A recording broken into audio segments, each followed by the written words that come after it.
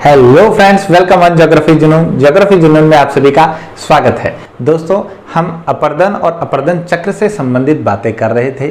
इसमें हमने डेविस का अपर्दन चक्र अच्छे से पढ़ लिया है, पिंक का अपर्दन चक्र हमने अच्छे से पढ़ लिया है, सामान्य अपर्दन चक्र को पढ़ लिया है।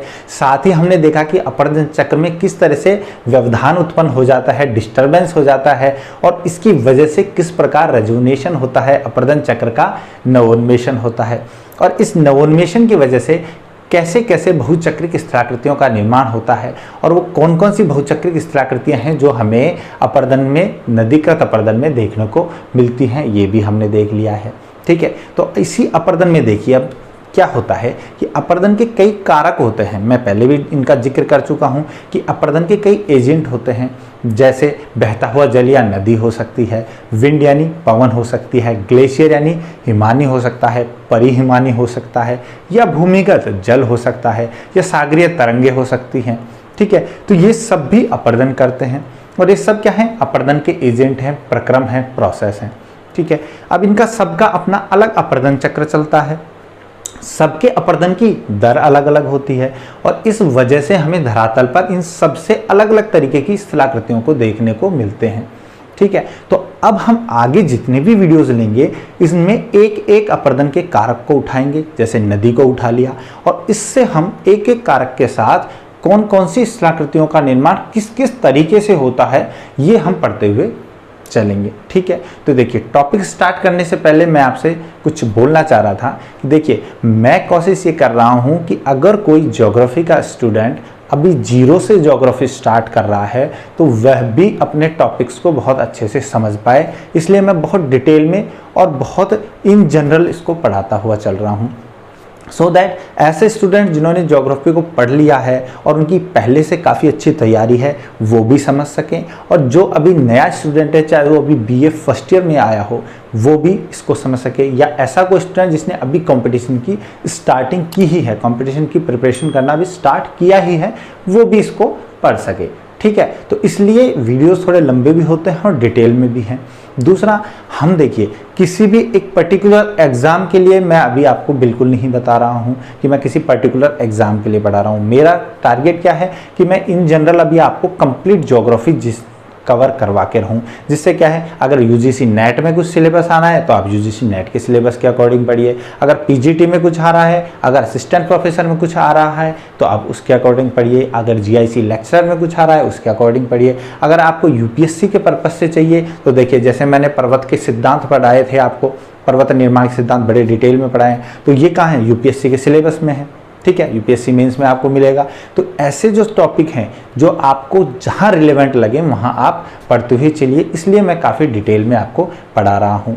अगली बात यह है कि अगर आपको लगता है कि अभी भी इस जैसे मैं पढ़ा रहा हूं उसमें कुछ डाउट है आपको, तो आपको मेल करना चाहिए मुझे, और मेल जो है मेरा डिस्क्रिप्शन बॉक्स में आपको मिल जाएगा, उस मेल एड्रेस पे आप मेल कर दीजिए। मैं रेगुलर अपडेटेड रहता हूँ, आपको रेगुलर उसका रिप्लाई भी दूंगा। ठीक है दोस्तों, तो फिर भी अगर आपको लगता है कि कुछ और इसमें सुधार की ज़रूरत है या आपको लगता है कि कुछ डाउट्स हैं तो वो मैं आपको मेल बॉक्स में जब आप मेल करेंगे तो मैं वहाँ पे आपको रिप्लाई ज़रूर दूंगा। ठीक है दोस्तों, तो चलिए बढ़ते हैं हमारे टॉपिक की तरफ। हम बात कर रहे हैं अपर्दन की। तो जब हम अपर्दन को लेके चलेंगे तो इसमें हम सबसे पहले लेते हैं नदीकृत अपर्दन और नदीकृत स्थलाकृतियों को। अब देखिए नदीकृत स्थलाकृतियाँ जो हैं वो काफ़ी सारी बनती हैं, बहुत सी स्थलाकृतियाँ बनती हैं, तो उनको एक वीडियो में कवर करना तो पॉसिबल है नहीं, इसलिए हम नदीकृत स्थलाकृतियों को कई वीडियोस में कवर कर पाएंगे। आज सिर्फ हम लेंगे कि युवावस्था में जो नदी है वो कौन कौन सी स्थलाकृतियों का निर्माण करती है। तो आज का हमारा टॉपिक है कि नदी द्वारा युवावस्था में निर्मित स्थलाकृतियां, fluvial landforms in youthful stage by river. ठीक है, तो आज का हमारा टॉपिक यही है। तो चलिए स्टार्ट करते हैं हमारा आज का टॉपिक, नदीकृत स्थलाकृतियां। देखिए नदीकृत स्थलाकृतियों में आपको दो चीजें मिल रही हैं, नदी और स्थलाकृतियां। नदी क्या होती है, सबसे पहली बात तो यही आती है कि नदी होती क्या है। हम कह देते हैं कि ये नदी है, ये नदी बह रही है, तो देखिए नदी की एक एग्जैक्ट अगर डेफिनेशन ली जाए तो क्या होगा कि जब जल की कोई एक मात्रा, ठीक है, जल होना चाहिए उसकी कोई मात्रा, अगर अपने उद्गम से लेकर के और अपने मुहाने तक कहाँ से?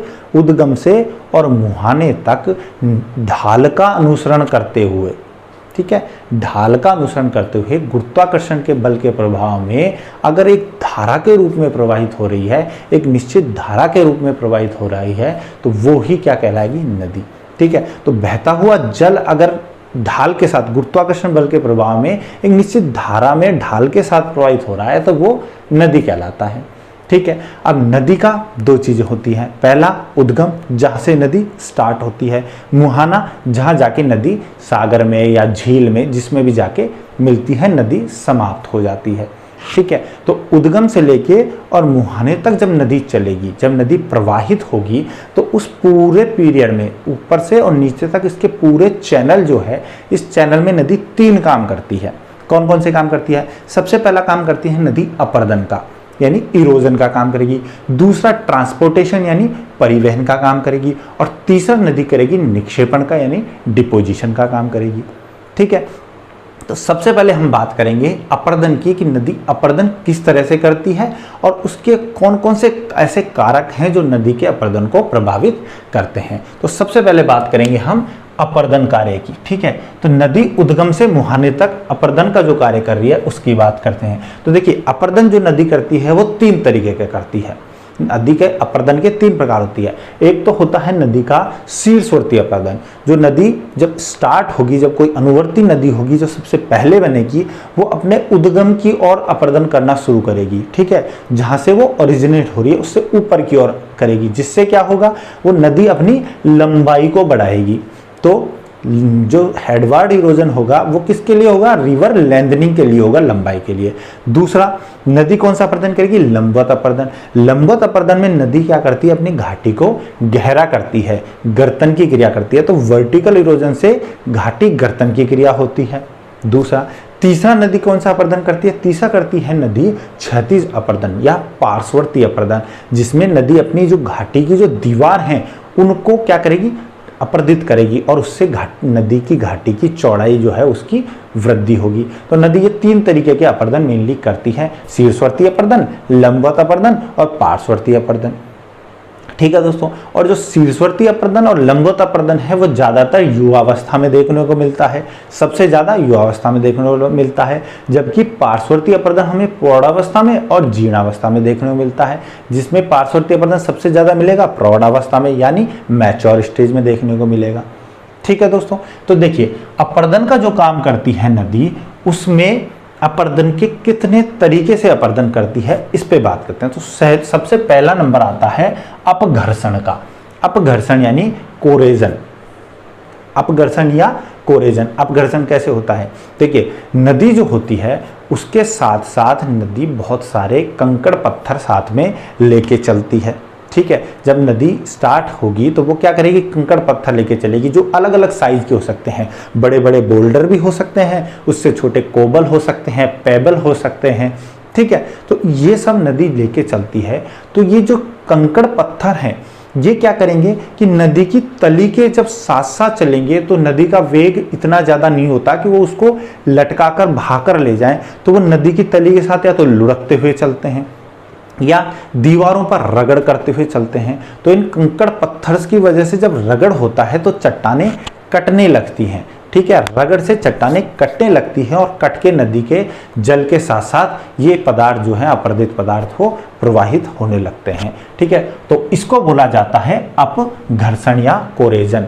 तो अपघर्षण और कोरेजन किसकी वजह से हो रहा है? नदी के साथ चलने वाले कंकड़ पत्थर, बोल्डर, पेबल, कोबल जो हैं, इनके वजह से जो अपर्दन हो रहा है वो अपघर्षण कहलाता है, कोरेजन कहलाता है। क्लियर है? अब इनका आकार जो है पत्थरों का वो अलग अलग होता है, कुछ नुकीले भी हो सकते हैं, कुछ गोल भी हो सकते हैं, शेप भी चेंज हो सकती है इनकी। कुछ नुकीले होंगे, गोल होंगे। जो नुकीले होंगे वो क्या करेंगे? ज्यादा रगड़ करेंगे और ज्यादा रगड़ करके ज्यादा काटेंगे। ठीक है दोस्तों, तो पहला हो गया अपघर्षण। दूसरा नदी किस तरह से अपर्दन करती है? दूसरा आता है सन्निघर्षण। सन्निघर्षण यानी होता है एट्रीशन। सन्निघर्षण क्या होता है? देखिए, जो कंकड़ पत्थर नदी के साथ साथ प्रवाहित हो रहे हैं, अब उनका आकार अलग अलग है। मान लीजिए मोटे मोटे बोल्डर टूट के जो है वो नदी ने अपर्दित कर लिया और वो गिर गए हैं। ठीक है, क्यों? क्योंकि नदी के वेग से कैसे भी वो लूज होकर के गिर गए हैं। अब वो इतने ज्यादा मोटे हैं कि वो जब नदी के साथ साथ प्रवाहित होते हैं तो उस दौरान वो आपस में भी रगड़ करते हैं। ठीक है, जो मोटे पत्थर हैं वो रगड़ करते हैं और इनके रगड़ करने से इनका बारीक चूरा बन जाता है। दो पत्थरों को रगड़ेंगे तो क्या निकलेगा? चूरा निकलेगा। और उन पत्थरों की साइज क्या है? छोटी होती जाती है। तो इसको क्या कहते हैं? सन्नी घर्षण। पहला, कंकड़ पत्थर कर रहे हैं नदी की तली में या नदी की दीवारों के साथ साथ की चट्टानों में कर रहे हैं, तो वो तो क्या हो गया? अपघर्षण। और जब ये कंकड़ पत्थर आपस में ही रगड़ करके छोटे छोटे कणों में परिवर्तित हो रहे हैं तो वो हो गया सन्नी घर्षण या एट्रीशन। तीसरा आता है जलगति क्रिया या हाइड्रोलिक एक्शन। जलगति क्रिया क्या होती है? इसमें देखिए कंकड़ पत्थर का कोई रोल नहीं होता है। ये सिर्फ इसलिए होता है क्योंकि नदी जो है वो जब ढाल से प्रवाहित हो रही है तो उसके जल का एक वेग होता है। तो जल के वेग जब किसी चट्टान पे टकराएगा जल, तो उसके चट्टान पे टकराने से क्या लगेगा? दाब पड़ेगा। ठीक है, चट्टान पर दाब लगेगा और उस दाब की वजह से, और दाब किसका हुआ? जल का होगा। तो जब जल का दाब लगेगा तो उससे चट्टान क्या हो जाएगी? लूज हो जाएगी और लूज होकर के चट्टान टूट के नदी के साथ प्रवाहित होने लगेगी। तो ये प्योरली किससे काम हो रहा है? ये प्योरली हाइड्रोलिक एक्शन है, जल से क्रिया हो रही है, इसमें कंकड़ पत्थर का रोल नहीं है। तो तीसरा प्रदन हो गया हमारा जलगति क्रिया। ठीक है, चौथा होता है घोलीकरण या संचारण। अब ये जो तीनों थे ये किस प्रकार के थे? ये तीनों तो थे यांत्रिक अपर्दन, मैकेनिकल। ठीक है, ये तीनों तो थे यांत्रिक, अपघर्षण, सन्निघर्षण और जलगति। जबकि घोलीकरण या संचारण जो है वो कौन सा अपर्दन है? ये है रासायनिक अपर्दन या केमिकल इरोजन। ठीक है, अब देखिए रासायनिक अपर्दन में घोलीकरण या संचारण से क्या होगा? घोलीकरण यानी सॉल्यूशन या कोरोजन। कैसे होगा? जो नदी है उसका जब जल प्रवाहित होगा या कहें कि बहता हुआ जो जल है उसमें कार्बन डाइऑक्साइड भी होगी और जल तो वो है ही। तो जब कार्बन डाइऑक्साइड जल के साथ मिलती है तो उसकी वजह से कार्बोनिक अम्ल का निर्माण कर लेती है। और कुछ चट्टानें ऐसी होती हैं जिनको नदी अपने साथ जल में घोल लेती है और वो घुले हुए कण हमें दिखाई भी नहीं देते हैं और वो नदी के साथ साथ प्रवाहित होके मुहाने की ओर चलने लगते हैं। ठीक है, तो नदी कुछ चट्टानों को अपने साथ साथ घोल करके उनके कणों को अपने साथ प्रवाहित करके ले जाती है। तो इस प्रकार का अपर्दन रासायनिक अपर्दन होता है जिसे घोलीकरण या संचारण, सॉल्यूशन या कोरोजन कहते हैं। ठीक है, तो नदी ये चार तरीके से अपर्दन करती हैं और अपर्दन के तीन प्रकार होते हैं जो मैंने आपको बता दिया, लंबवत, पार्श्ववर्ती और शीर्षवर्ती। ठीक है, अब देखिए अपर्दन को कुछ कारक प्रभावित करते हैं। कुछ ऐसे कारक हैं, कोई ऐसे फैक्टर्स हैं जो नदी के अपर्दन कार्य को प्रभावित करते हैं। अब इनमें सबसे पहला कारक आता है जलमार्ग ढाल प्रवणता। ठीक है, चैनल स्लोप ग्रेडियंट। अब चैनल स्लोप का ग्रेडियंट कैसे होता है? देखिए, जब नदी अपने उद्गम से और मुहाने की तरफ प्रवाहित होती है तो मान लीजिए नदी का जो ढाल है वो बहुत तेज है। जब ढाल तेज होगा तो क्या होगा? नदी बहुत तेजी से प्रवाहित होगी, बहुत ज़्यादा वेग हो जाएगा। और जब वेग बहुत ज़्यादा होगा तो नदी में क्या होगा? गतिज ऊर्जा बहुत ज़्यादा होगी। ठीक है, क्यों? क्योंकि नदी को इस वेग से ऊर्जा प्राप्त हो रही है। तो गतिज ऊर्जा तेज होने पर नदी अपर्दन बहुत ज्यादा करेगी। ठीक है, बहुत ज्यादा अपर्दन करेगी। और वेग के तेज होने पर ज्यादातर कौन सा अपर्दन होगा? लंबवत अपर्दन होगा। नदी अपनी घाटी को गहरा करने का काम करती है। तो अगर जलमार्ग ढाल की प्रवणता तीव्र है तो नदी का वेग तीव्र है और वेग तीव्र है तो अपर्दन अधिक होगा। ठीक है, अगर जलमार्ग ढाल की प्रवणता कम है तो वेग कम हो जाएगा तो नदी अपर्दन कम करेगी। ठीक है, ये हो गया पहला। दूसरा आता है जल का आयतन, कि जल का आयतन कैसे नदी के अपर्दन को प्रभावित करता है। देखिए, जब नदी में जल बहुत ज्यादा होगा, वॉल्यूम ऑफ वाटर बहुत ज्यादा होगी, तो बहुत ज्यादा वॉल्यूम को क्या होगा? प्रवाहित भी ज्यादा होगी, बहुत ज्यादा वेग से प्रवाहित होगी। क्यों? क्योंकि बहुत सारे जल को नदी घाटी में से निकलना होगा। तो जब नदी का वेग बहुत तेज हो जाएगा तो उससे क्या होगा? वही गतिज ऊर्जा तेज होगी और नदी जो है वो ज्यादा अपर्दन करेगी। और दूसरा इस वजह से भी हो सकता है कि मान लीजिए इतना एक कोई भी हम देखें कि एक छोटे पाइप से हम नीचे जमीन पर तेज धार दें और एक हम चौड़े पाइप से ऊपर से पानी को गिरा रहे हैं, एक तो हम छोटे पाइप से गिरा रहे हैं, एक बड़े पाइप से गिरा रहे हैं, तो जो ज़्यादा वॉल्यूम गिर रही है तो अपरदन ज़्यादा होगा, क्योंकि वो ज़्यादा सरफेस एरिया जो है उसको भी कवर करेगी और साथ में उसका जल का भार भी बहुत ज़्यादा होगा, उससे भी अपरदन होगा। यानी आयतन होने पर जल का भार भी अपरदन में काम करेगा, यानी हाइड्रोलिक एक्शन भी करेगा। साथ में जल का वेग भी बहुत ज़्यादा हो जाएगा, तो वेग से भी अपरदन बहुत ज़्यादा हो जाएगा। ठीक है, तो जल का आयतन जितना ज़्यादा होगा अपरदन उतना ही ज़्यादा होगा। ठीक है, अगली बात करें तो अवसाद भार जो है वो भी हमारे अपरदन कार्य को प्रभावित करता है। अवसाद भार कैसे? सेडिमेंट्स। देखिए, नदी जब प्रवाहित हो रही है तो अपने साथ वो चट्टानों के चूर्ण, टुकड़े, कंकड़, पत्थर, इनको सबको लेके चल रही है। अब देखिए, अगर नदी में बहुत ज़्यादा अवसाद हुआ, ठीक है, तो नदी क्या होगा, जब अवसाद ज़्यादा हो जाएगा तो नदी का उस भार को झेल नहीं पाएगी, सहन नहीं कर पाएगी और नदी का वेग क्या होगा, कम हो जाएगा। ठीक है, क्योंकि उसकी क्या हो जाएगी, सांद्रता बढ़ जाएगी, तो नदी इतने ज़्यादा अपरदित पदार्थों को क्या करेगी, झेल नहीं पाएगी और इस वजह से निक्षेपण का काम होने लग जाएगा और अपरदन का काम कम हो जाएगा। ठीक है, तो नदी का वेग भी किसकी वजह से कम होगा, जब अपरदित पदार्थों का भार बहुत ज़्यादा हो।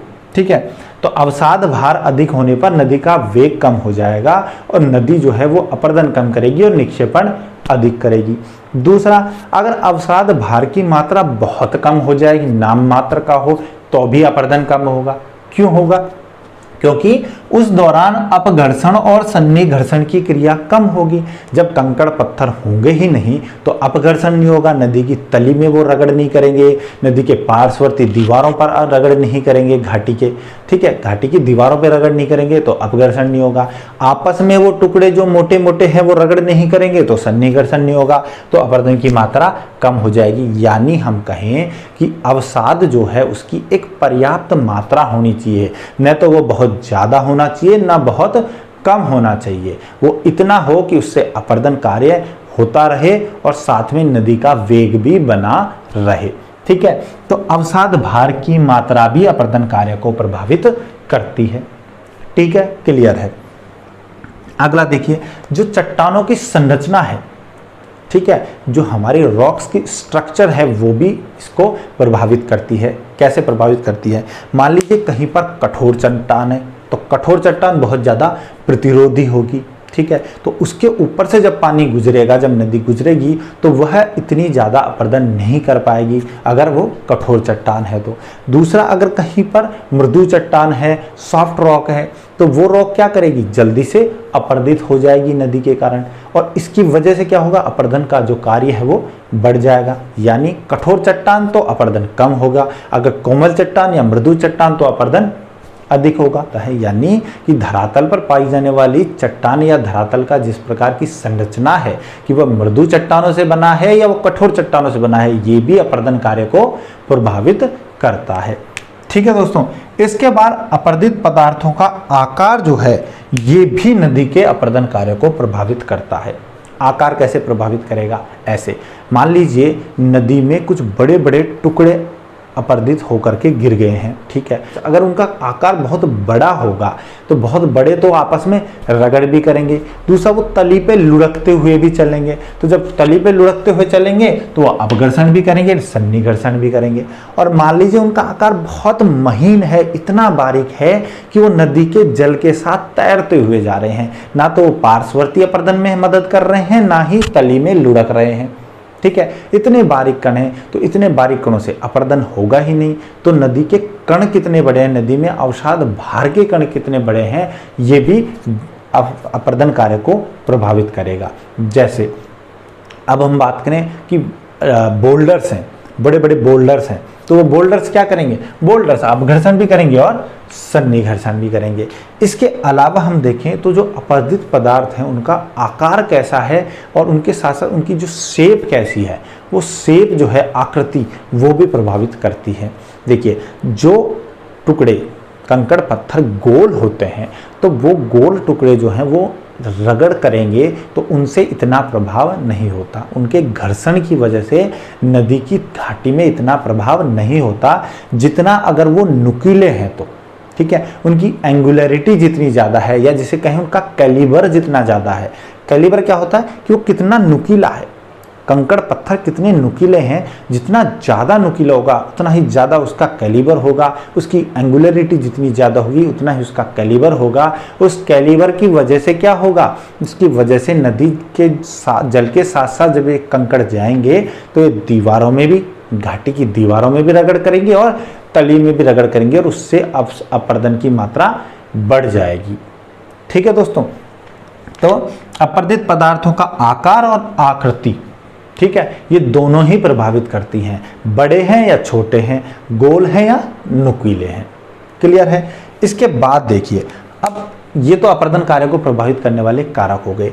अब एक बात आती है कि नदी जो है, इसका जो आयतन है, नदी के जल का आयतन और नदी का जो वेग है, इनको टोटली मिला करके बोला जाता है डिस्चार्ज। ठीक है, इसे क्या बोला जाता है, डिस्चार्ज या नदी प्रवाह। नदी प्रवाह में क्या क्या शामिल होता है, जल का आयतन और वेग। नदी के जल में जो आयतन है और वेग है, इसको सम्मिलित रूप से अगर हम बोले, कलेक्टिवली एक टर्म में बोले हम इसको, तो इसकी कलेक्टिव टर्म आती है डिस्चार्ज। इसको नापा जाता है क्यूसेक्स में या क्यूमैक्स में। क्यूसेक्स मतलब होता है क्यूबिक फीट पर सेकंड में, और क्यूमैक्स होता है क्यूबिक मीटर पर सेकंड। तो जो डिस्चार्ज है नदी का, नदी प्रवाह है, इसको क्यूसेक्स में और क्यूमैक्स में नापा जाता है, क्यूबिक फीट पर सेकंड या क्यूबिक मीटर पर सेकंड में। ये भी किसी एग्जाम में डायरेक्टली पूछा जा सकता है। इसके बाद देखें तो नदी की जो अपरदन शक्ति है, ये डायरेक्टली प्रोपोर्शनल होती है नदी के वेग के स्क्वायर के। ठीक है, यानी नदी जितनी तेजी से, जितने वेग से प्रवाहित हो रही है, उसका जो स्क्वायर है उसके समानुपाती होती है अपरदन की शक्ति। अगर मान लीजिए नदी का वेग हम दुगना कर दें, ठीक है, नदी का वेग हम दुगना कर दें तो अपरदन की शक्ति 4 गुना बढ़ जाती है। ठीक है, तो जितना ज्यादा नदी का वेग बढ़ेगा, अपरदन की शक्ति उससे कितनी हो जाएगी, स्क्वायर कर दीजिए। जैसे अगर नदी का वेग हमने दुगना किया तो अपरदन की शक्ति 4 गुना हो जाती है। ये याद रखिएगा आप, नदी के अपरदन की शक्ति डायरेक्टली प्रोपोर्शनल होती है नदी के वेग के स्क्वायर के। तो ये तो थी अपरदन की बात। इसके बाद नदी का दूसरा काम आता है परिवहन का काम, कि नदी ट्रांसपोर्टेशन वर्क भी करती है। अब नदी ट्रांसपोर्टेशन करेगी किसका, अवसाद का करेगी। जो अपरदन के कारण अपरदित पदार्थ नदी को मिले हैं, उन अवसाद को, उन सेडिमेंट्स को नदी क्या करेगी, आगे ले जा करके मुहाने की तरफ प्रवाहित होगी। अब परिवहन का कार्य भी नदी कितने तरीके से करती है, तो नदी के अंदर जो चल रहे हैं अवसाद, जो चल रहे हैं, वो 4 तरीके से नदी के अवसाद चलते हैं। सबसे पहली बात आती है कर्षण द्वारा या बाई ट्रैक्शन, कर्षण या ट्रैक्शन द्वारा। इसका मतलब होता है कि नदी के जो अंदर जो अवसाद है, चट्टानों के टुकड़े हैं, वो नदी की तली में लुढ़क लुढ़क करके चलते हैं। कैसे होते हैं, लुढ़कते हुए चलते हैं। एक बार नदी का जल आया तो जल के साथ साथ लुढ़क के कुछ दूर तक चले गए, उसके बाद वहाँ थोड़ा रुक जाएंगे, वहाँ उनकी क्या हो जाएगी, स्पीड कम हो जाएगी, फिर वो धक्का मार के अगले तक, उससे अगले स्टेप पे चलेंगे। यानी ये स्टेप बाय स्टेप चलते हैं। पहले कुछ दूरी चलेंगे, फिर थोड़ा धीमे हो जाएंगे, फिर दूसरी दूरी चलेंगे, और चलेंगे कैसे, नदी के साथ लुढ़कते हुए चलेंगे, रोलिंग करते हुए चलेंगे। ठीक है, तो रोलिंग मूवमेंट किस में होती है, कर्षण या ट्रैक्शन में। तो इससे क्या होता है, परिवहन से ये चीज भी एक तरीके से अपघर्षण में काम आएगी। ठीक है, इसके अलावा दूसरा आता है उत्परिवर्तन या बाइशाल्टेशन। उत्परिवर्तन या शाल्टेशन, इसका मतलब क्या होता है, इसका मतलब होता है कि जो अवसाद जा रहा है, जो चट्टानों के टुकड़े चल रहे हैं, वो नदी में ऐसे उछल उछल के चलेंगे। कर्षण में तो कैसे कर रहे थे, रोल होते हुए चल रहे थे तली के साथ साथ। इसमें क्या होंगे, ऐसे उछल उछल के चलेंगे, एक बार ऊपर गए फिर नीचे, फिर ऊपर नीचे, तो ऐसे उछल उछल के चलते हुए मिलेंगे, उसे कहते हैं उत्परिवर्तन या शाल्टेशन।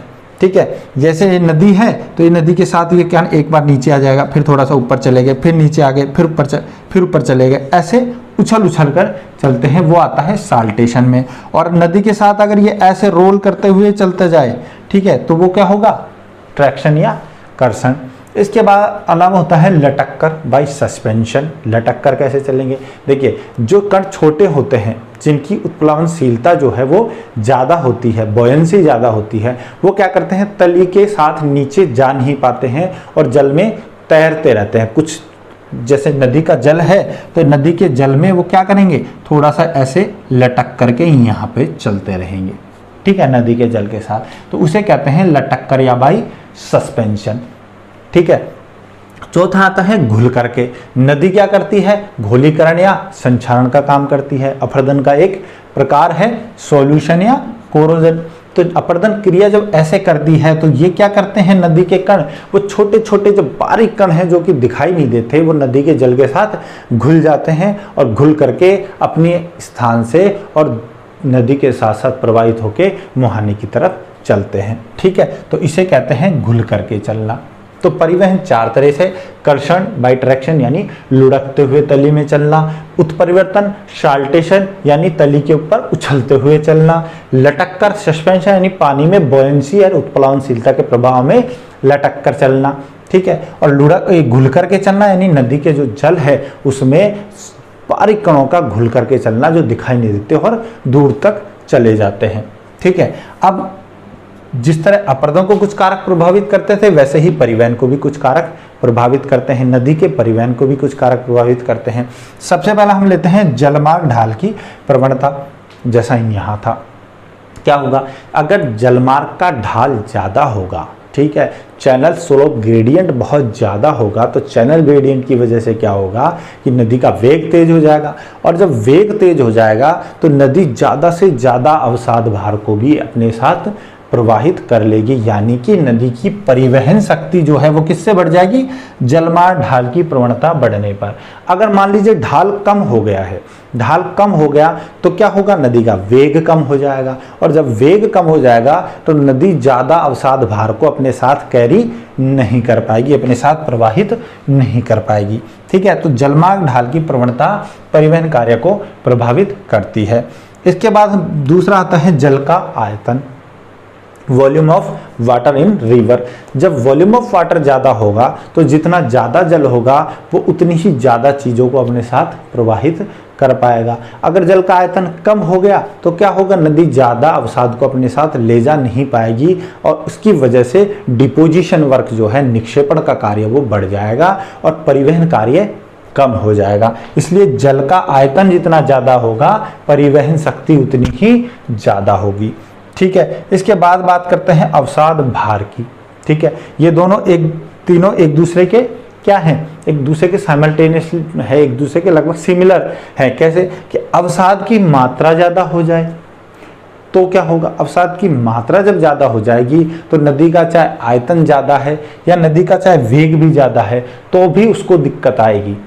क्यों? क्योंकि जब अवसाद की मात्रा बहुत ज़्यादा हो जाएगी तो उससे क्या होगा, नदी पर भार बढ़ जाएगा, और जब भार बढ़ जाएगा तो नदी का वेग अपने आप ही घटने लगेगा और उसकी वजह से नदी की परिवहन शक्ति कम हो जाएगी। यानी अवसाद भार की मात्रा एक पर्याप्त मात्रा में होनी चाहिए, बहुत ज़्यादा नहीं होनी चाहिए। अगर अवसाद भार बढ़ेगा तो परिवहन की शक्ति कम हो जाएगी, ठीक है। इसके बाद नदी के मार्ग में कौन कौन सा मतलब मोड़ आ रहे हैं। अगर नदी का मार्ग सीधा है, ठीक है, और नदी सीधी प्रवाहित कर रही है तो जो नदी अपने साथ साथ अपरदित पदार्थ लेके आ रही है उनको क्या करेगी, वो दूर तक प्रवाहित करके ले जाएगी और उसकी परिवहन शक्ति अच्छी रहेगी।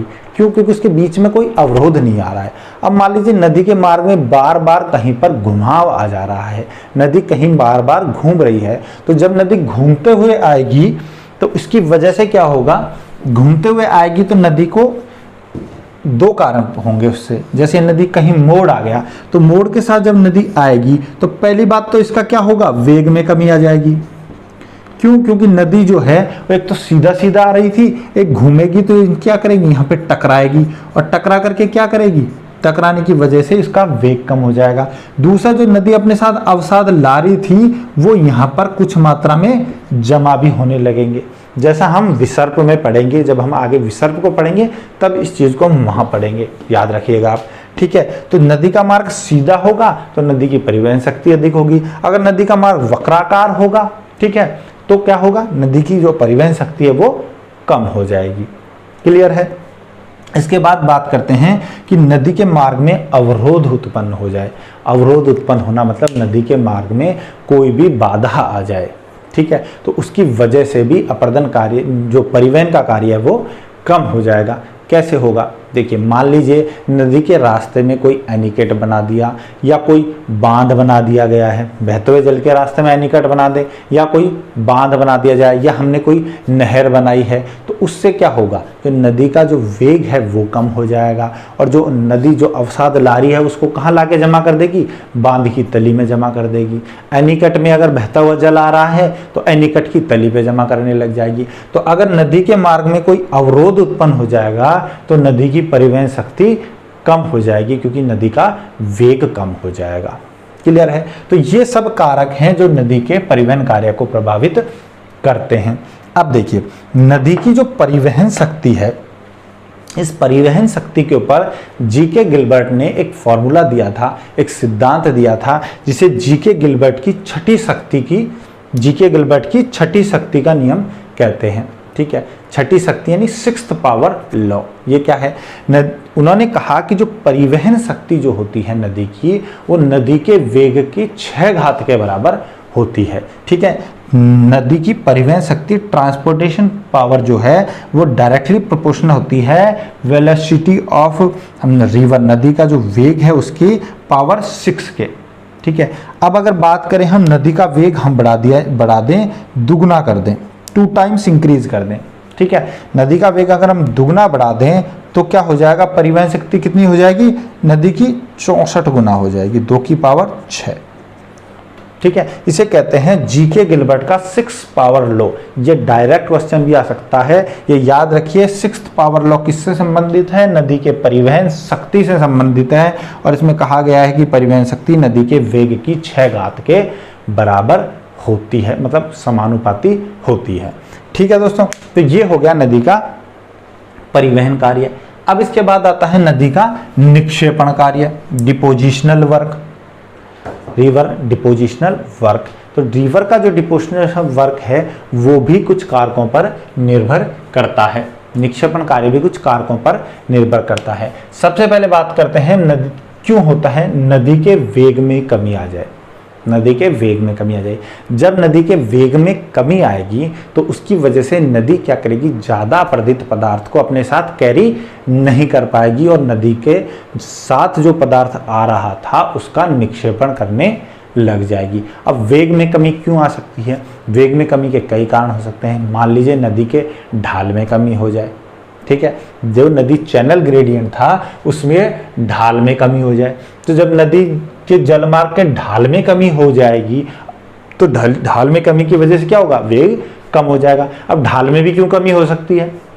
देखिए, मैंने आपको बताया था आधार तल मान लीजिए अगर ऊपर हो जाए, ठीक है, तो आधार तल ऊपर हो जाने से नदी क्या होगी? जल्दी से प्रवणित होने लगेगी। क्यों? क्योंकि अब उसका ढाल जो है उद्गम से और मुहाने के बीच का जो ढाल है वो कम हो जाएगा। और आधार तल क्या ले रहे थे? आधार तल था सागर जल तल। अगर सागर की तली में कुछ उत्थान हो जाए, ठीक है, तो उसकी वजह से क्या होगा? धनात्मक परिवर्तन होगा, और धनात्मक परिवर्तन की वजह से क्या होगा? आधार तल का धनात्मक परिवर्तन की वजह से क्या होगा? अपरदन चक्र में व्यवधान आ जाएगा और ढाल कम हो जाएगा।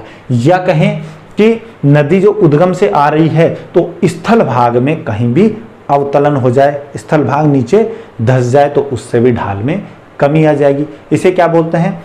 आधार तल में धनात्मक परिवर्तन। ठीक है, तो इससे जलमार्ग के ढाल में कमी आ जाएगी। दूसरा, जल का विस्तार जो है वो बहुत ज़्यादा हो जाए। मान लीजिए जल जो है वो एक निश्चित धारा के रूप में प्रवाहित हो रहा था, जब एक निश्चित धारा में चल रहा है तो उसकी वजह से क्या है? जल का वेग अधिक है। अब जब जल चारों ओर फैल के चलेगा तो फैल के चलने की वजह से नदी का वेग कम हो जाएगा और नदी अपरदन की जगह निक्षेपण कार्य ज़्यादा करने लगेगी। ठीक है, तो नदी की परिवहन शक्ति भी कम हो जाएगी और वो निक्षेपण ज़्यादा करेगी। अब नदी का जल का विस्तार क्यों हो सकता है? जल का विस्तार कई कारणों से हो सकता है। जैसे नदी में बाढ़ आ जाए, तो जब नदी में बाढ़ आएगी तो नदी क्या करेगी? पानी चारों ओर फैल के चलेगा। ठीक है, इसकी वजह से विस्तार हो सकता है। इसके बाद बात करें हम कि निक्षेपण के ये नदी के वेग में कमी और किस कारण से आएगी, मार्ग में अवरोध उत्पन्न हो जाए। अवरोध जैसे मैंने आपको बताया कि जैसे कोई नहर निकाल दें, कोई बांध बना दें, कोई एनीकट बना दें हम, या हो कि कहीं कोई पर्वत का भूस्खलन होने से पूरा पर्वत टूट के नीचे गिर गया तो भी अवरोध उत्पन्न हो जाएगा। ठीक है, तो जब नदी के मार्ग में कोई अवरोध उत्पन्न हो जाएगा तो उसकी वजह से क्या होगा, नदी का जो वेग है वो कम हो जाएगा, और जब वेग कम हो जाएगा तो निक्षेपण कार्य बढ़ जाएगा। ठीक है दोस्तों, इसके बाद जल आयतन में कमी, वॉल्यूम जो है वाटर की नदी के अंदर वो कम हो जाए। आयतन में कमी कैसे हो सकती है, आयतन में कमी ऐसे हो सकती है कि मान लीजिए नदी जिस ग्लेशियर से निकल रही थी वो ग्लेशियर ही पिघल गया पूरा, तो नदी को अब जल नहीं मिल रहा। या ऐसा हो कि किसी वर्ष जल की मात्रा, वर्षा ही नहीं हो, वर्षा बहुत कम हो, शुष्क सूखा पड़ जाए तो जल की मात्रा कम हो जाएगी, इसकी वजह से भी हो सकता है। दूसरा, वही जैसे हमने अवरोध बताया वैसे ही मान लीजिए हमने कहीं बांध बना दिया, कहीं नहर निकाल दी तो जल वहाँ डाइवर्ट हो गया, या कहीं बाढ़ आ गई तो नदी की जो धारा है उसमें जल की मात्रा में कमी आ जाएगी, तो इस वजह से जल के आयतन में भी कमी हो जाती है। और जब जल के आयतन में कमी होगी तो वेग में कमी होगी, वेग में कमी होगी तो निक्षेपण कार्य बढ़ जाएगा। ठीक है दोस्तों, इसके अलावा निक्षेपण कार्य को बढ़ाने के लिए हमें एक और जरूरत होती है कि अवसाद भार में वृद्धि हो जाए। अवसाद की मात्रा बहुत ज़्यादा हो जाएगी तो नदी का वेग भी अधिक होगा, तो वो वेग भी अपने आप ही कम होने लगेगा। नदी का अगर ढाल भी अधिक होगा तो भी अवसाद जो है वो निक्षेपण कार्य करेगा ही करेगा, क्योंकि अब नदी जो है उसकी इतनी ज़्यादा परिवहन शक्ति नहीं रही है कि वो पूरे अवसाद को अपने साथ बहा के ले जाए। तो अगर अवसाद भार में वृद्धि होगी तो उससे भी नदी के निक्षेपण का कार्य बढ़ेगा। ठीक है दोस्तों, तो ये थे नदी के अपर्दन कार्य, परिवहन कार्य और निक्षेपण कार्य। ये मैंने आपको समझा दिया कि क्या क्या प्रोसेस होते हैं, किस किस प्रकार से नदी अपर्दन करती है और किस प्रकार से परिवहन करती है, और निक्षेपण, अपर्दन और परिवहन को कौन कौन से कारक प्रभावित करते हैं। ठीक है, तो ये हो गए हमारे अपर्दन, परिवहन और निक्षेपण कार्य। अब बात करते हैं कि नदी जो है वो युवावस्था में कौन कौन सी स्थलाकृतियों का निर्माण करती है, कौन कौन सी लैंडफॉर्म्स हमें देखने को मिलती हैं और वो किस किस तरीके से बन रही हैं, और उन लैंडफॉर्म्स में भी कई प्रकार होते हैं, उनके भी कौन कौन से प्रकार होते हैं। मैं इसको हटा देता हूं। अब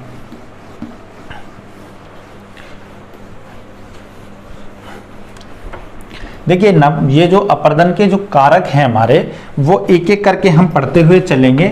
अब जो नदी की जो अवस्थाएं हैं वो 3 अवस्थाएं हैं, युवावस्था, प्रौढ़ावस्था और जीर्णावस्था। और इन तीनों अवस्थाओं में आज जो स्थलाकृतियां बनती हैं वो एक वीडियो में कवर करना पॉसिबल नहीं है, इसलिए हम इसके लिए अलग अलग कुछ वीडियोस लेंगे, कोशिश करेंगे जितने वीडियोस में इनको कवर कर सकें। आज सिर्फ हम युवावस्था को पढ़ेंगे। तो युवावस्था में कौन कौन सी स्थलाकृतियां बनती हैं ये हम देखते हुए चलते हैं। तो सबसे पहले हमारी स्थलाकृति आती है वी घाटी, वी आकार की घाटी हमारी सबसे पहले स्थलाकृति है युवावस्था में हमें जो देखने को मिलती है। इसका मैं पहले भी कई बार जिक्र कर चुका हूं जब हमने अपर्दन चक्र को पढ़ा है, और जब सामान्य अपर्दन चक्र पढ़ा था जब मैंने सबका जिक्र किया था इनका, बट मैंने आपको डिटेल में बताया नहीं था क्योंकि वहां पे हमें अपर्दन चक्र को पढ़ना था। अब यहाँ हम स्थलाकृतियों को पढ़ेंगे तो एक एक को देखते हैं। पहली हमने बताई वी आकार की घाटी। वी आकार की घाटी का निर्माण क्या होगा, नदी जब युवावस्था में होती है तो क्या होता है, ढाल बहुत ज़्यादा होता है। क्यों, क्योंकि तब क्या होगा, तब जो हमारा स्थल भाग है वो उत्थान हुआ ही है, उसका अपलिफ्टमेंट हुआ है, तो इसकी वजह से ढाल बहुत तेज होता है। और जब ढाल तेज होता है तो नदी क्या करती है, नदी करती है लंबवत अपर्दन, और इस लंबवत अपर्दन की वजह से नदी अपनी घाटी को गहरा करने की कोशिश करती है, वैली डीपनिंग करती है, और इस घाटी को गहरा करने की वजह से एक वी शेप में घाटी का निर्माण हो जाता है, जैसे ये है। अंग्रेजी के जो वी अक्षर है उसकी जैसी घाटी का निर्माण हो जाता है, और इस घाटी का जो ढाल है वो बहुत तीव्र होता है। ठीक है, तीव्र ढाल होता है और उत्तल ढाल होता है। कैसे होता है, तीव्र ढाल और उत्तल होता है। ठीक है, उत्तल ढाल होता है, इसका कॉन्वेक्स होता है वी आकार की घाटी का, ये याद रखिए। और देखिए ये घाटी जब ऊपर तो चौड़ी है और नीचे जाने पे क्या है, सकरी या तंग होने लगती है, बहुत नैरो होती है। ठीक है, और इसका निर्माण किससे हुआ है? लंबवत अपरदन से।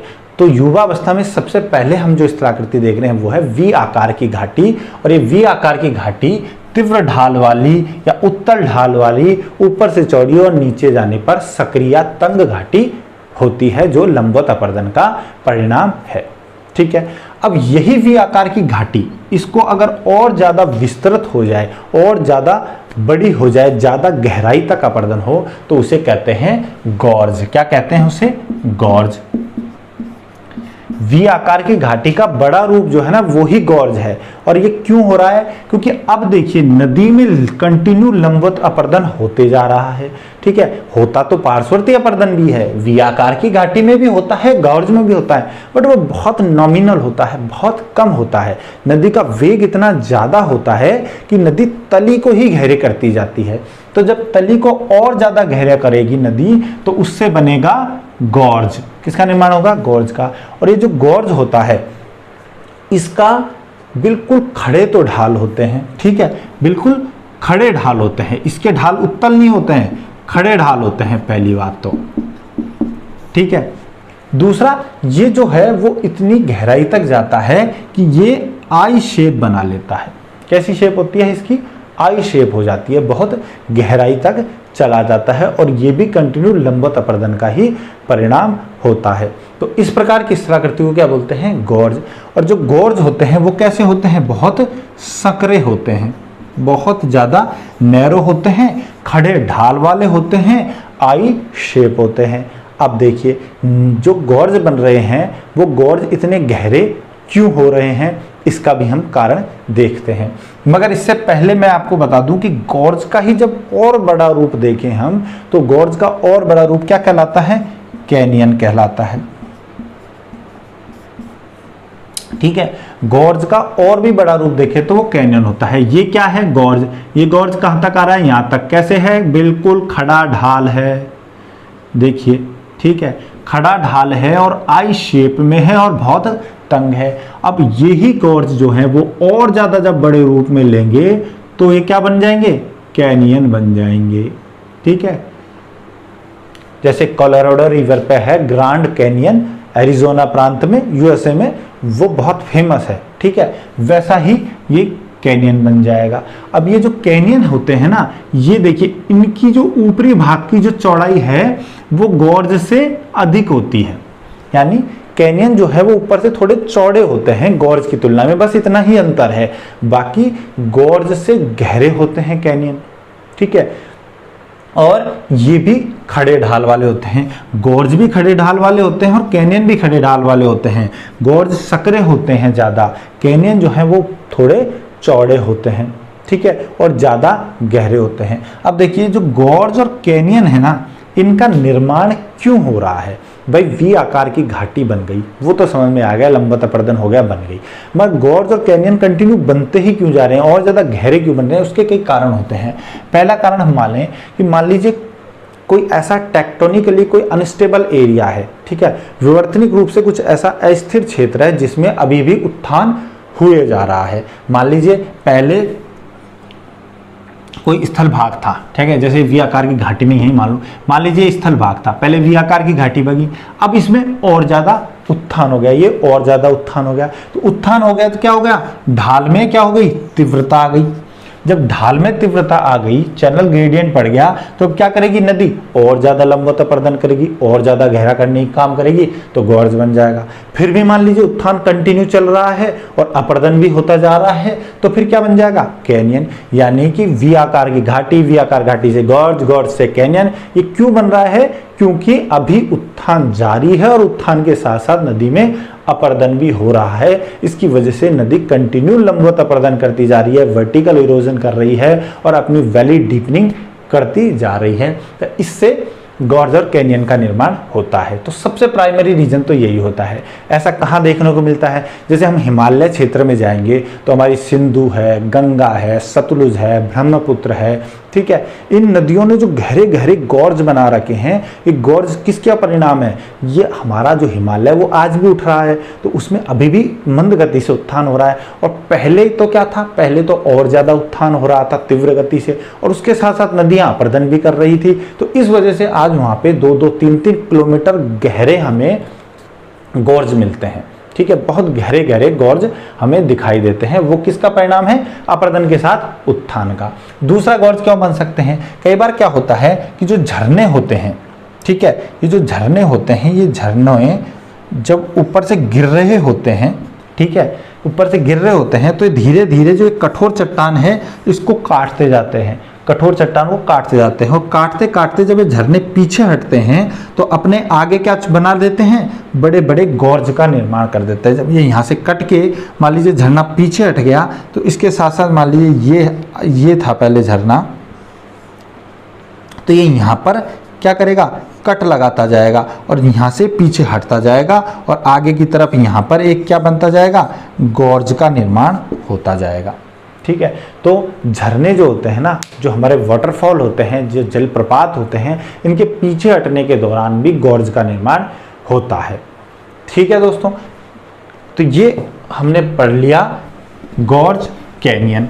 इसके अलावा देखिए एक और कारण हो सकता है कि गॉर्ज और कैनियन जो है वो इतने खड़े ढाल वाले क्यों होते हैं। इसका भी मैं आपको कारण बताऊं कि इनके खड़े ढाल क्यों होते हैं। देखिए वी आकार की घाटी का थोड़ा मंद ढाल है, उत्तल ढाल है, इनका खड़ा ढाल क्यों होता है? क्योंकि ऐसा माना जाता है कि नदी के जो दोनों घाटी के दोनों ओर के जो भाग है ना, ये भाग ऐसे होते हैं, इतने कठोर होते हैं कई जगह कि इनके जो ऊपर अपक्षय और जो अनाच्छादन की जो क्रिया हो रही है, जो अपक्षय और जो मास मूवमेंट हो रही है, वृहद संचरण हो रहा है, वो नहीं होता है, ठीक है। तो जब अपक्षय नहीं होगा तो इसके ऊपरी भाग जो है ना, ये कमजोर नहीं हो पाते हैं, इनकी संधियां कमजोर नहीं हो पाती, इसलिए टूट के गिर नहीं पाते। जब अगर मान लीजिए टूट के गिर जाएंगे तो अब एक खड़े डाल कहाँ होंगे? मंद ढाल हो जाएंगे। अगर मान लीजिए ये भाग टूट के गिर गया तो अब कैसे हो जाएंगे? मंद ढाल वाले हो जाएंगे। मान लीजिए ये भाग टूट के गिर गया तो कैसे हो जाएंगे? ऐसे हो जाएंगे। मगर इनमें क्या है? इनमें अपक्षय होता नहीं है, ना तो कोई वीदरिंग होती है, ना ही कोई मास मूवमेंट होती है। अगर मास मूवमेंट हो, जैसे भूस्खलन होता है, ठीक है, तो उसमें क्यों होता है? गुरुत्वाकर्षण बल के प्रभाव में सारा का सारा भाग टूट के नीचे गिर जाता है। अब यहाँ हो ही नहीं रहा है, जब नहीं हो रहा है तो ये खड़े ढाल वाले बने रह जाते हैं, ठीक है, ये भाग कट नहीं पाते हैं, ठीक है। इस वजह से भी गॉर्ज और कैनियन का ढाल जो है वो तीव्र होता है। ये क्लियर हो गया, वी आकार की घाटी, गॉर्ज और कैनियन कैसे बन गए, ये देख लिया हमने। इसके बाद हमारी दूसरी स्थलाकृति हम लेते हैं, वो आता है हमारा वाटरफॉल या जलप्रपात। वाटरफॉल, जलप्रपात, जलप्रपात की बात करते हैं, ठीक है। अब जलप्रपात से पहले एक छोटी आप आकृति समझिए जिसे कहते हैं रैपिड्स या छिप्रिकाएं, ठीक है। ये पहले आप समझ लिए, क्योंकि ये वाटर जो फॉल जो है उसका ही छोटा रूप होता है, जिन्हें कहते हैं रैपिड्स या छिप्रिकाएं,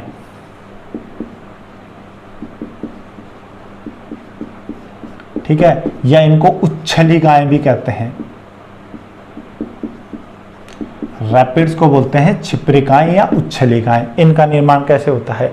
जब मान लीजिए धरातल पर कुछ चट्टानें जो हैं वो या तो क्षैतिज रूप से, ठीक है, ट्रांसवर्स रूप से, या वर्टिकली लंबवत रूप से एक के ऊपर एक जो है वो कठोर और सॉफ्ट चट्टानें जो है वो मिलती हैं। मान लीजिए ये हम रैपिड्स देखें, ये क्या है? हमारी कठोर चट्टान है, ठीक है, ये भी कठोर चट्टान है और ये भी कठोर चट्टान है। मान लीजिए ऐसा हो जाए कि क्षैतिज रूप से या लंबवत रूप से हमें कठोर और मृदु चट्टानें जो है वो एकांतर रूप से अवस्थित मिले, एक के ऊपर एक, या तो क्षैतिज रूप से या एक ऐसे लंबवत रूप से मिले। तो इसकी वजह से क्या होता है कि जो नदी का जल है जो ढाल के साथ बहते हुए आ रहा है, इस ढाल के साथ जो जल बहते हुए आ रहा है, ये क्या करेगा कि जो सॉफ्ट चट्टानें हैं इनको तो काटेगा ज्यादा, ठीक है, और जो कठोर चट्टानें हैं इनको कम काटता है। तो सॉफ्ट चट्टानों के काटने की वजह से क्या होता है कि इसकी वजह से ये जो जल है, नदी का जल, ये उछलते हुए आगे बढ़ता है और छोटे छोटे झंडरे जैसी संरचनाएं बनाता है, जलप्रपात बना लेता है, जिन्हें उच्छलिकाएं या रैपिड्स कहते हैं, ठीक है। तो कठोर भागों को कम काटता है और सॉफ्ट चट्टानों को अधिक काटता है, यानी विभेदक अपर्दन करता है, डिफरेंशियल इरोजन करता है। इस डिफरेंशियल इरोजन की वजह से कुछ जल जो है वो उछलता हुआ ढाल के साथ चलता है, जिन्हें रैपिड्स या उच्छलिकाएं कहते हैं। और ये जलप्रपात जो बनते हैं, वाटरफॉल जो बनते हैं, उनसे थोड़ा छोटे रूप में होते हैं। वाटरफॉल्स का छोटा रूप ही होता है, क्योंकि इनकी जो ऊंचाई है वो ज़्यादा नहीं होती है, बहुत सीमित ऊंचाई होती है। तो इसे कहते हैं रैपिड्स या उच्छलिकाएं। अब इनका ही बड़ा रूप क्या होते हैं? वाटरफॉल या जलप्रपात होते हैं। ठीक है, अब जलप्रपात के भी प्रकार होते हैं। जलप्रपात का पहला प्रकार माने जाता है सामान्य प्रकार के जलप्रपात। ठीक है, नॉर्मल वाटरफॉल, नॉर्मल वाटरफॉल। दूसरे हो सकते हैं गौण, ठीक है, माइनर गौण वाटरफॉल हो सकते हैं। सामान्य और गौण दो तरीके के वाटरफॉल होते हैं, जलप्रपात होते हैं।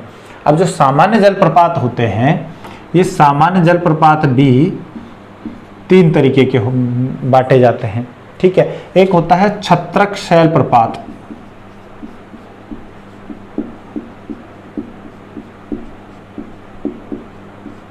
छत्रक शैल प्रपात। दूसरे होते हैं सोपानी प्रपात, यानी स्टेप वाटरफॉल। और तीसरे होते हैं इसमें पठारी जलप्रपात।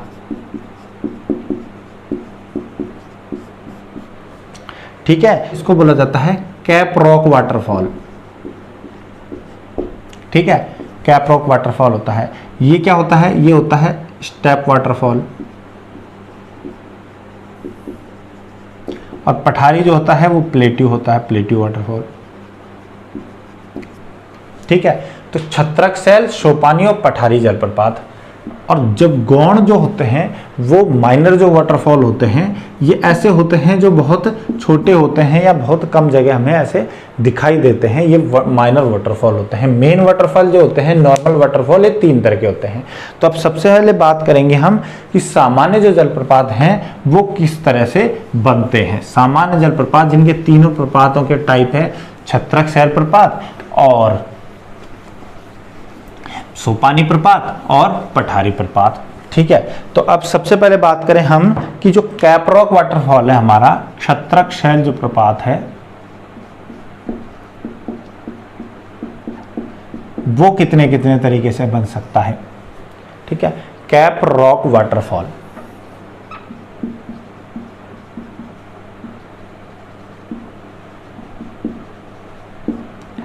ठीक है, कौन कौन सी कंडीशन में हमें छत्रक शैल प्रपात देखने को मिलता है। इसमें हम सबसे पहली सिचुएशन लेके चलते हैं जबकि जो चट्टाने हैं, कोमल और कठोर चट्टाने जो हैं वो क्षैतिज रूप से अवस्थित हैं एकांतर क्रम में। ठीक है, यानी हम कहें कि जो हमारी चट्टानों की जो परतें हैं, धरातल की जो चट्टाने हैं, उन चट्टानों की परतें क्षैतिज रूप से अवस्थित है।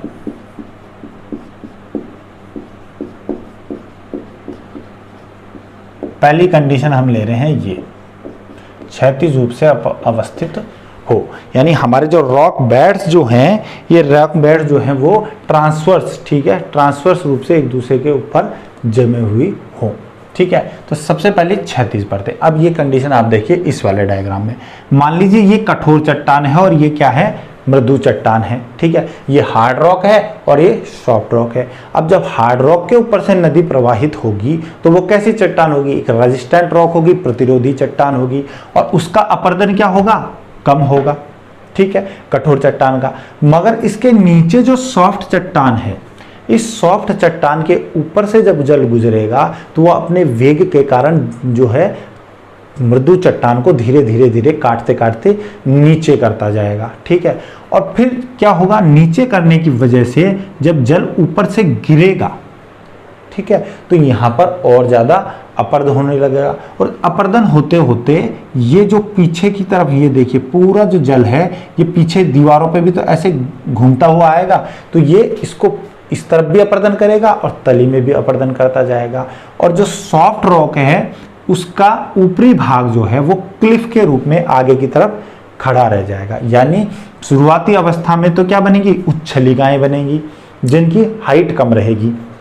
सिर्फ विभेदक अपर्दन होगा। मान लीजिए सॉफ्ट रॉक है, ये कठोर रॉक है, सॉफ्ट है, तो इस सॉफ्ट रॉक को थोड़ा सा काटना स्टार्ट कर देगी, तो कठोर चट्टान के ऊपर से जल उछल करके कहाँ गिरेगा, सॉफ्ट चट्टान पे। धीरे धीरे अपना रूप बड़ा करने लगेंगे, बड़ा करते करते ये इस प्रकार से जलप्रपात का निर्माण हो जाएगा। और ये जो जल आ रहा है नदी का, ये इस कठोर चट्टान पे, ये कैसी है, हार्ड रॉक है, इस हार्ड रॉक के ऊपर से जब गिरेगा तो ये हार्ड रॉक का जो ऊपरी भाग है वो आगे प्रोजेक्टेड रहेगा, आगे निकला हुआ रहेगा, इसे बोला जाता है क्लिफ। और इस क्लिफ के सारे जल नीचे गिरेगा और यहाँ पर क्या करेगा, गर्त बनाएगा। ठीक है, इसे कहते हैं किस प्रकार का, चट्टानों की परतों के क्षैतिज रूप से होने पर जो जलप्रपात बनेगा वो इस तरह से बनेगा।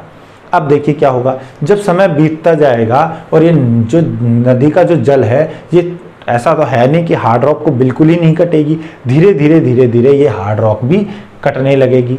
ठीक है, और जल जब ये कटने लगेगी तो इसकी वजह से क्या होगा, यहाँ की जो हार्ड रॉक है ये पतली भी हो जाएगी। दूसरा, नदी के जल का भार भी इसके ऊपर पड़ रहा है, तो जो एक क्लिफ है, ये क्लिफ यहाँ से टूट जाएगा। ठीक है, जो हार्ड रॉक आगे निकली हुई थी यहाँ से टूट जाएगी और इस तरह से जो जलप्रपात है वो जो अब यहाँ से बह रहा था, अब कहाँ से बहने लगेगा, यहाँ से टूट गया है तो अब ये यहीं से बहने लग जाएगा। यानी जो जलप्रपात है, वाटरफॉल है, ये पीछे हटने लगेगा। ठीक है, पीछे हट जाएगा क्योंकि अब जो आगे की जो कठोर चट्टान थी उसका क्लिफ वाला पार्ट टूट गया तो जलप्रपात पीछे हट गया है। ठीक है, इसे बोलते हैं recession of the waterfall, waterfall का पीछे की ओर हटना। ठीक है, तो इस तरीके से जो जलप्रपात बनेंगे, जो कि चट्टानों की क्षैतिज परतों से के अवस्थिति की वजह से बनेंगे, वो जलप्रपात अस्थायी होते हैं और ये जलप्रपात लगातार पीछे हटते जाते हैं, इनका रिसेशन होता जाता है। और दोस्तों, इन जलप्रपात की वजह से मैंने आपको बताया था गोर्ज और कैनियन भी बनते हैं। जब ये जलप्रपात पीछे हटते जाते हैं तो यहाँ से अपर्दन करके पीछे हटते हैं, तो इनके आगे के भागों में क्या होता है, कैनियन का निर्माण भी होता है। दूसरा, ये जो जलप्रपात हैं जब ये पीछे हटते हैं तो धीरे धीरे धीरे धीरे इतना अपर्दन होता है कि पीछे हटते हटते पूरी कोमल और कठोर चट्टान को काट देते हैं और नदी प्रवणित हो जाती है, ग्रेडेड हो जाती है। जब नदी की घाटी बिल्कुल प्रवणित हो जाएगी, वो आधार तल को प्राप्त कर जाएगी, तो ये झरने विलुप्त हो जाएंगे, ये जलप्रपात विलुप्त हो जाएंगे। तो जब चट्टानों के प्रत्येक क्षैतिज रूप से अवस्थित हो तो जलप्रपात पीछे हटते हैं और धीरे धीरे समय के साथ विलुप्त हो जाते हैं, यानी ये अस्थायी जलप्रपात होते हैं। ठीक है, इसके अलावा दूसरी कंडीशन क्या हो सकती है कि जब हमारी नदी जो है वो जलप्रपात का निर्माण करे, ये वाली अवस्था हमारी ये। ठीक है, जब नदी के रास्ते में जो चट्टानें आ रही हैं, जो धरातल है उसमें कई तरीके की कोमल और कठोर चट्टानें जो हैं वो कैसे लंबवत रूप से अवस्थित हों, यानी जो रॉक बेड जो हैं वो कैसे वर्टिकली और चट्टानों की परतें लंबवत रूप से अवस्थित हों।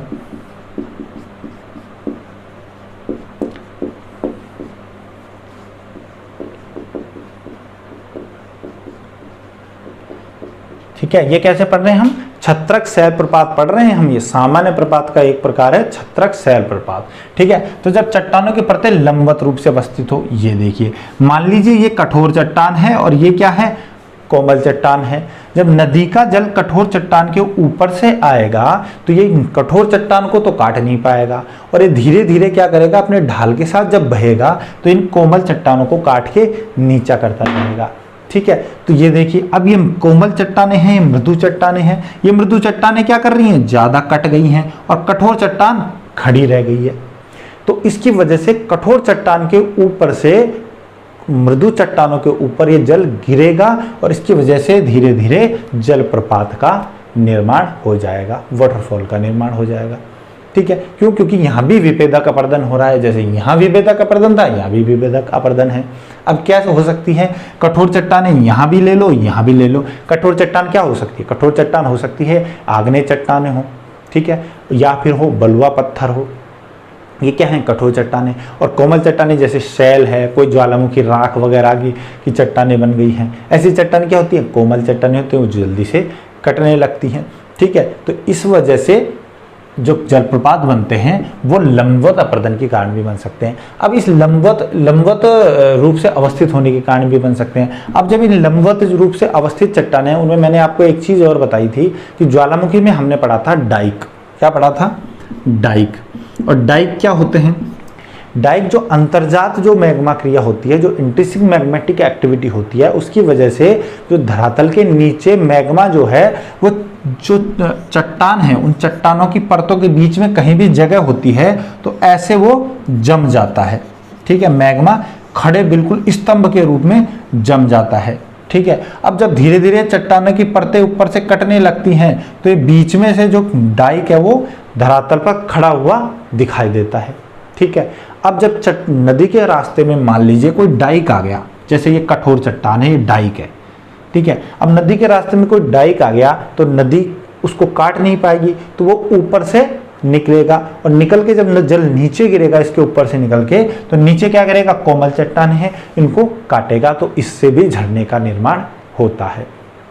यानी डाइक आ जाए या कोई भी कठोर चट्टान हो और उसके आसपास कोमल चट्टान हो तो उससे झरने का निर्माण होता है। ये लंबवत रूप से अवस्थित होने चाहिए। इसमें इस प्रकार के जो झरने बनते हैं, इस प्रकार के जो वाटरफॉल जलप्रपात बनते हैं, ये पीछे हटते नहीं है, यानी ये परमानेंट होते हैं। ठीक है, तो इनके दो नाम होते हैं। लंबवत रोधिका प्रपात बोलते हैं इसको,